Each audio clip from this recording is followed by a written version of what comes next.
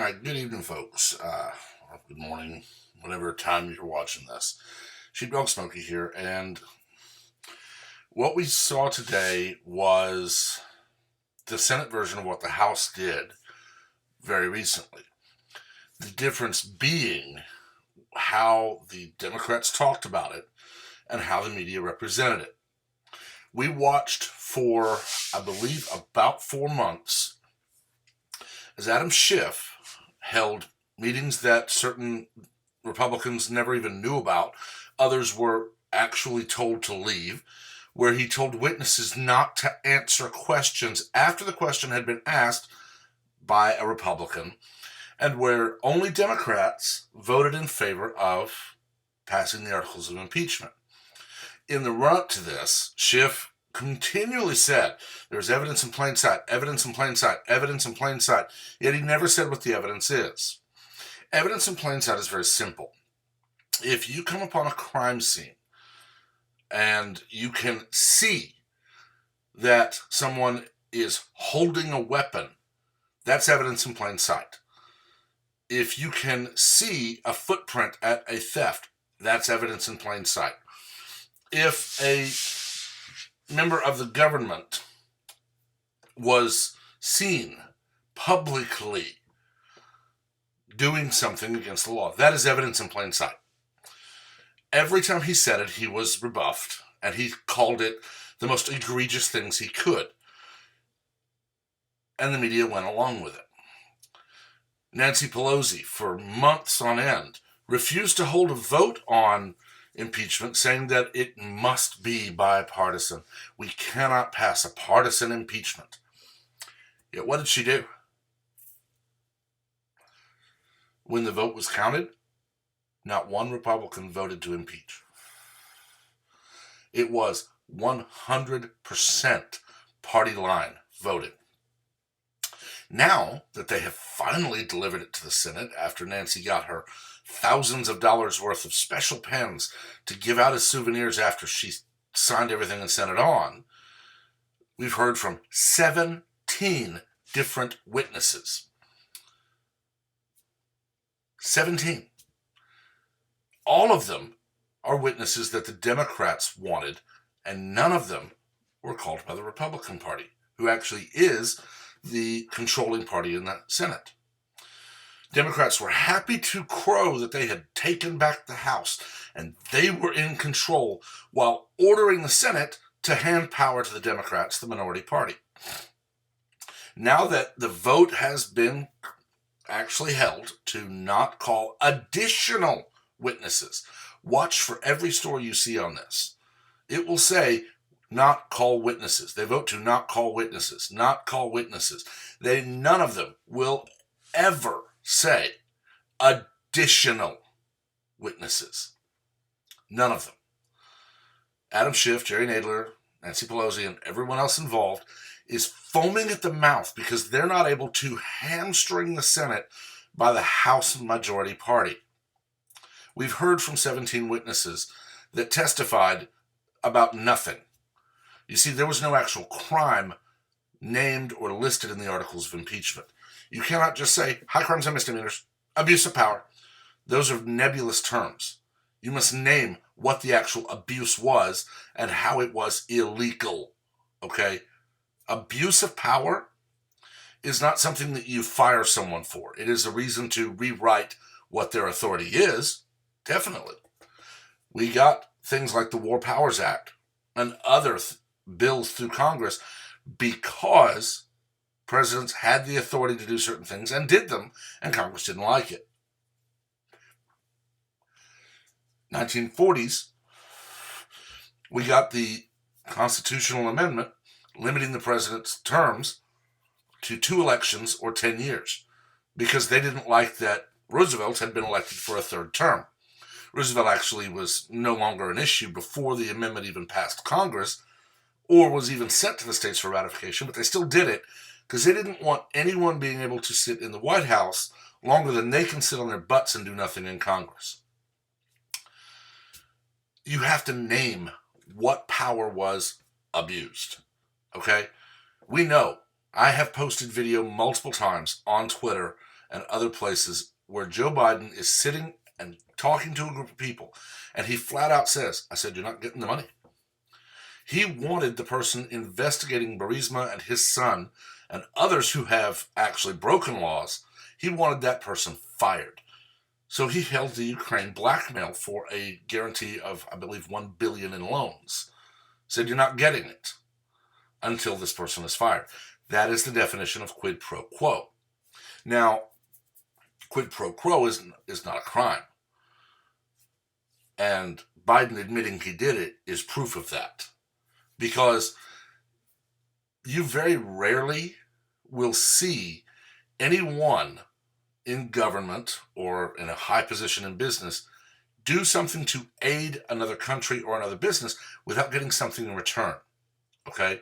When we send aid to Israel, when we send aid to other countries, we want something in return. Oftentimes that is very minimal. Okay? We want to remain allies. We want them to work with us on certain things. It's very simple. Donald Trump did not say, I'm holding this aid until you investigate Joe Biden. Never said it. I've listened to everything there is. I've read everything there is on it. Never said the name Biden. He said corruption. He wanted to find out who actually tried to meddle in our election in 2016. And the Democrats have lost their ever-loving minds over this. Obama weaponized the IRS against conservative groups like the Tea Party. Literally targeted American citizens who believe differently than him on politics using American institutions. Robert O'Rourke has he said he wants to revoke the tax-exempt status of churches who don't toe the Democrat liberal party line on homosexuality and other LGBT issues. They're all guilty of quid pro quo, and it's not a crime. If there is a constitutional or otherwise authorized action that they don't want the presidency to be able, whoever is in that office, to be able to do, they need to pass a law saying you may not do this. You don't say, oh, you did what we don't like. We haven't told you we don't like it. It's not illegal, but we're going to impeach you for it. That's bull. And yes, they're going to talk about how Clinton was impeached for having an affair while he was president. He was not. He was impeached and censured, and that's it, for lying under oath. You see, becoming a congressman or congresswoman, becoming a senator, becoming a president or vice president does not make you immune or above the law. If you swear to tell the truth in a court and you lie, you have committed perjury, which is a crime. That is why Bill Clinton was censured. And that's all that happened. And it was proven that he did lie. And of course, after that, Hillary decided to destroy Monica Lewinsky, or try to, just as she has tried with everyone else, Paula Jones, Juanita Broaddrick, and many others. And no one says boo when Hillary goes on a character assassination trip because someone has proven her husband is a philanderer. Because she's Hillary Clinton. Because she's the golden child. She is a Democrat. She is going to undermine the Constitution, tax people into poverty, and subjugate the country. So they want her to be able to do it. And that's why none of these laws get passed. They want Democrats to have this power. But when a Republican is in office, all of a sudden, that person is supposed to come running to Congress. This person killed 100 American citizens. Can we have a strike on them? No? Oh, so we have to let him keep killing? Okay. It's bull. Everything about that is bull.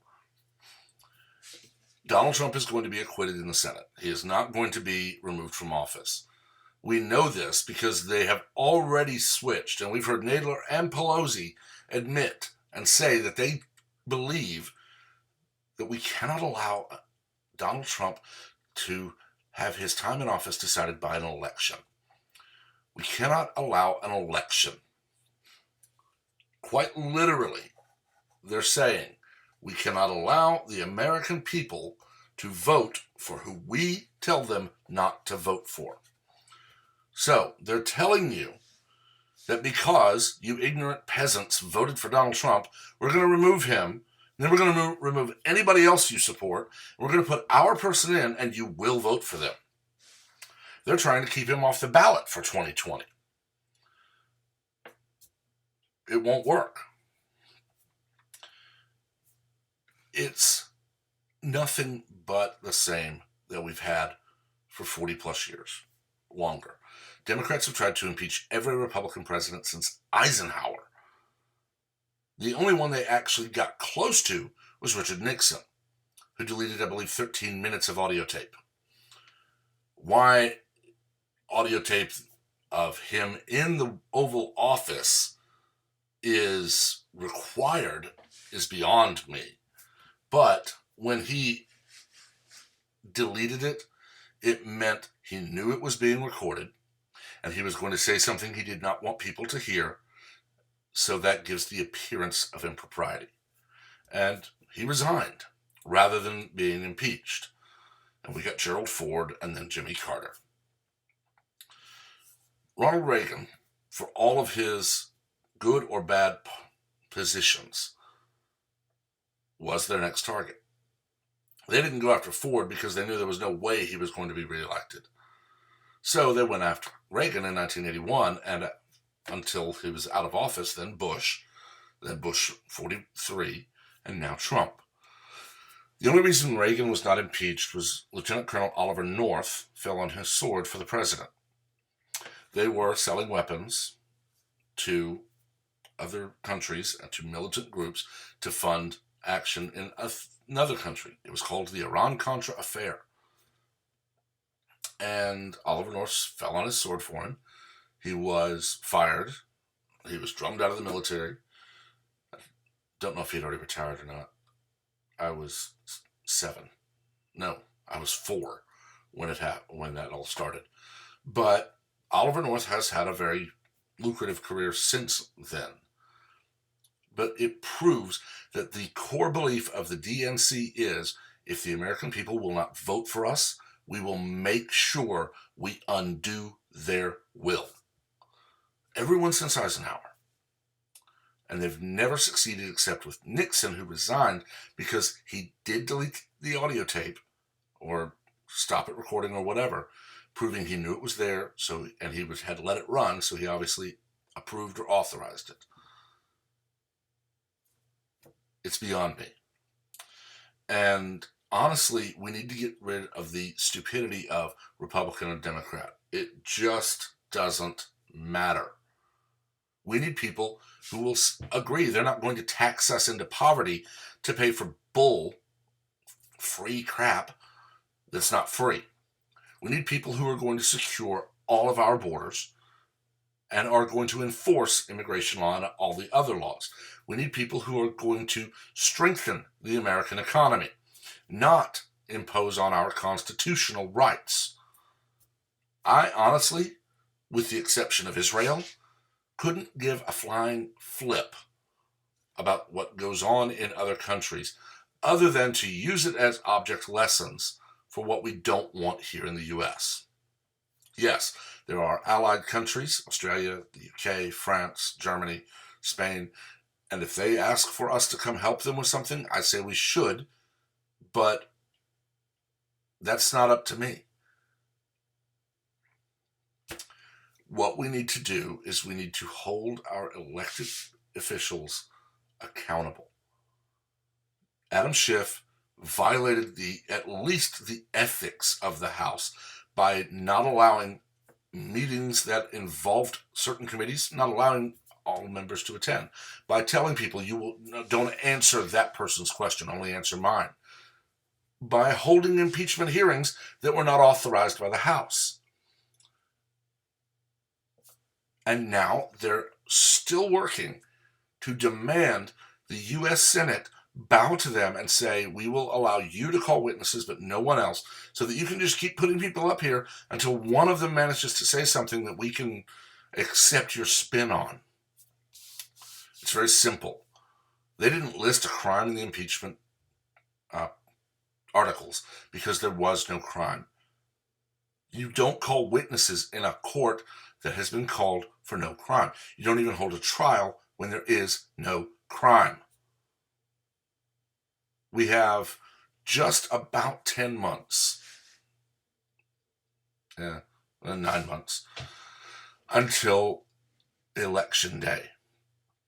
And you're going to see the spin on this 24/7. With Nancy saying, it doesn't matter what the Senate said. I say he's impeached. She's quite literally said, I don't care that the Senate has the only power to hold an impeachment trial. I don't care that they acquitted him. I say he's impeached, so damn it, do it. You're going to see Schiff and Nadler and Waters and Harris and Booker and everyone else crying and moaning and gnashing their teeth on TV constantly, demanding that you vote for who they tell you to, otherwise you're an evil bigot. It just needs to stop. And right now, the only people with any kind of integrity happen to have Republican behind their name.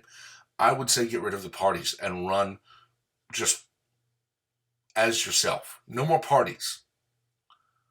It is insane, honestly, because it splits the country into 3 groups.